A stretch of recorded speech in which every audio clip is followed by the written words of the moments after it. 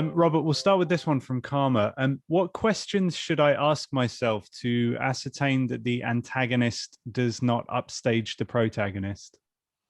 Well, the first thing you do is just try to analyze how complex is my protagonist. Look at all their outer traits, and then look at their inner nature.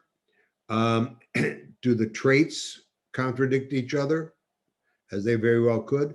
Is there a deep inner conflict within the character? Do the inner conflicts in the character contradict their outer traits and so forth?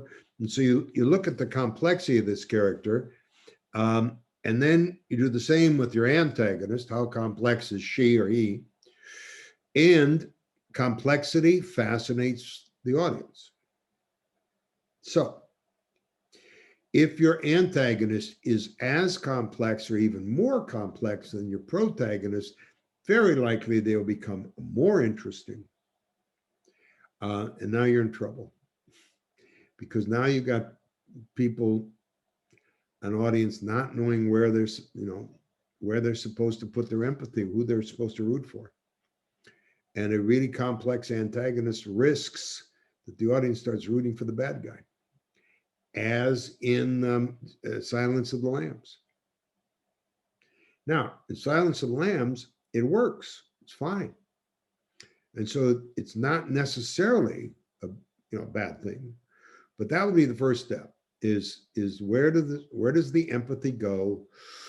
What are the complex qualities of the protagonist that draws the interest intellectually? Because contradictory characters, contradictory dimensions fascinate us. When you're watching any story, what you're hoping for is that the characters, especially the protagonist, will, scene by scene, sequence by sequence, act by act, be revealed. That they will not act and react the same way in every scene. That, in fact, aspects of their nature, depending on the cast design, depending on who the character is dealing with at any moment, will bring out different qualities within them. And we will discover more and more of the nature of this character. And as characters are being revealed, of course, we're involved and fascinated to find out who this person really is. Then the other thing that fascinates us, of course, is change. We see who they seem to be at the beginning, or are at the beginning, who they could possibly become over the course of the story. Those two qualities, revelation and change, fascinate us, so that better be your protagonist.